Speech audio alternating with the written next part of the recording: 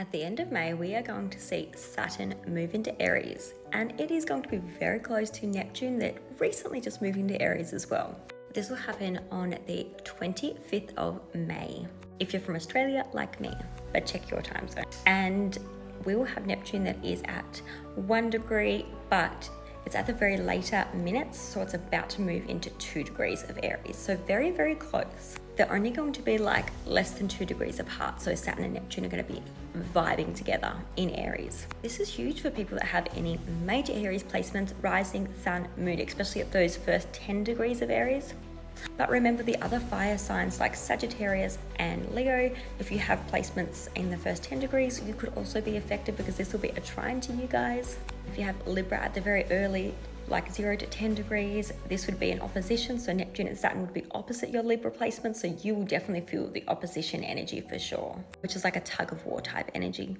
And then finally, Cancer. If you have anything between 0 to 10 degrees of Cancer, you have a square aspect from this Neptune and Aries Saturn energy, which would be quite challenging because tensions, conflicts, blockages, just challenges in general. And firstly, what we can expect with Saturn moving into Aries is new structures. It's all about new beginnings. Saturn wants to build new structures, new foundations that are going to stand the test of time. So any old structures and foundations that aren't solid, that haven't been built correctly, they will crumble and we will build new foundations and new structures. So expect a lot of changes with not only buildings, borders, leadership, but political movements and also military action.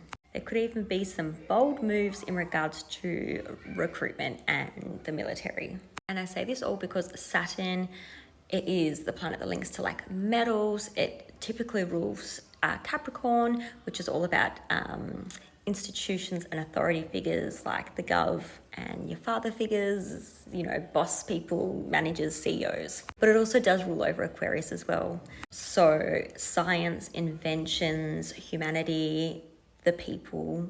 You might see people gathering together to voice their opinions, that kind of energy. So that means that Saturn has that linkage to structures and boundaries. And that's why I'm talking about these new structures being a huge thing potentially with this Aries Saturn energy.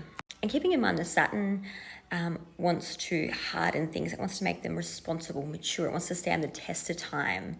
There's a really serious energy that's very practical with Saturn. And so there's always a lot of lessons to be learned, a lot of karma, and there can be some fear and some caution around things as well with Saturn. Whereas Aries is very brave, it's very bold, it's very risk-taking. And so Saturn's going to try and put a lid on a lot of that Aries energy, that fire. It's going to try and contain it and limit it and restrict it. So of course, with Saturn being in Aries, we can see some tough lessons, especially when it comes to military aggression and military behaviors towards fighting and conflict with each other. You know what I mean, WAR. Any impulsive or reckless behavior can be very challenging and be met with a lot of restrictions during this time. And then we also move on to Aries ruling over the physical body, the first house. I am your identity, your individuality, right? So with Saturn in Aries, we can actually see a need for and an increase in personal responsibility because Aries is about the self, I am. So we might hear a lot of conversations about the individual rights of people, autonomy, individuality versus like collective responsibility and doing what's right for humanity and the bigger people, the masses. But we can't forget that Neptune is also going to be super, super close. So she is going to play a massive part of this story. And where Saturn is restrictions, boundaries, limitations, and a reality check, Neptune is boundaryless. It likes to dissolve and wash away borders and boundaries. It's very mystical, it's very foggy, it's very confusing, it's very delusional and illusional, very much like rose-colored glasses and energy. You're in a fantasy, like Saturn is reality and Neptune is fantasy. What is not real? What is spiritual? What is unseen? What is religious? That type of energy. So idealism is going to get a massive reality check. We're going to have some new foundations of a new global ideology, like a new world energy, a new world order. This is going to be very chaotic at the start, but hopefully over time, it'll bring out the best for people. And we really hope this new world vision is what everybody actually dreams of and is beautiful, but it might take some time to get there. We might also have some big changes in government purpose, major shifts in leadership and people in power. More power back to the individual, or at least people fighting for that. And more fame and recognition of the individual person, people that are being authentic, people that are just autonomous and being their individually unique self. And of course, we can see a technological or spiritual conflict like WAR. This can be like covert attacks, biological or chemical WARs. It's like soft attacks, soft WARs, linked to like cyber, AI, blackouts, psychological warfare attacks, like psychological operations that mess with people and their mental health. Because Neptune makes things really confusing. And Aries rules over the head and the brain. So if like think mind control or like restrictions and power plays that are really going to mess you up psychologically to make you conform so they can control you. Keeping in mind the last time that we had this kind of aspect happening with Saturn and Neptune was 1989 when the Berlin Wall fell. That just shows Neptune dissolving a foundation. Saturn is the foundation, it's the boundary. Neptune dissolved it to open up Germany. It took away old, rigid systems that no longer served us. It allowed all of Germany to be able to share their beliefs, their spirituality, their religion. We were all able to kind of mix as one instead of having that boundary there.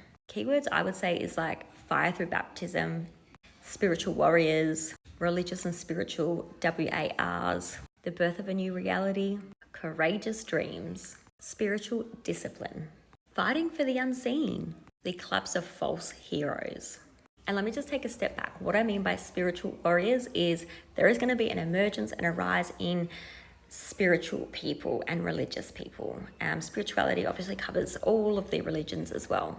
But we are going to see a massive surge in healers, people healing and helping. These people are going to be warriors. They're going to shed the light. They are going to share their tips for connecting to spirit, to source, to God. They're going to bring comfort and kindness and healing to those in need during massive, massive times of grief and uncertainty. They're going to be the beacons of hope and healing and light during some pretty difficult, challenging times. They're going to be the ones that help us prepare for this battle. They're going to be our teachers, our guide, and our wisdom through this time. So keep an eye on all of your spiritual people out there, whatever form of spirituality and divination they practice.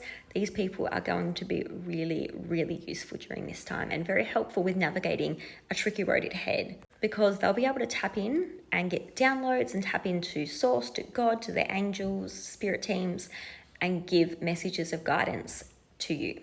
But remember that there is a lot of deception. So listen to your intuition, sit with things and think about them, and then decide what you want to do.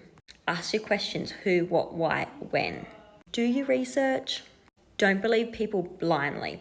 But if you find spiritual healing people that you trust and you know are trying to help and heal people and are coming from a good place with educated information that they are sharing that is like logical and it resonates with you and it resonates with your intuition, then of course listen to it. But if you're hearing information that doesn't sit right and it seems really fearful and negative, then use your intuition and don't take that on board. Just take what resonates with you from people. But overall, I'm really excited for this time. I'm an Aries rising with an Aries moon, but my placements are at the last degrees of Aries. But I do have some Leo placements that are at the first 10 degrees that are going to be getting beautiful trines from this energy. So I'm super excited. Let me know if you have any Aries placements down below.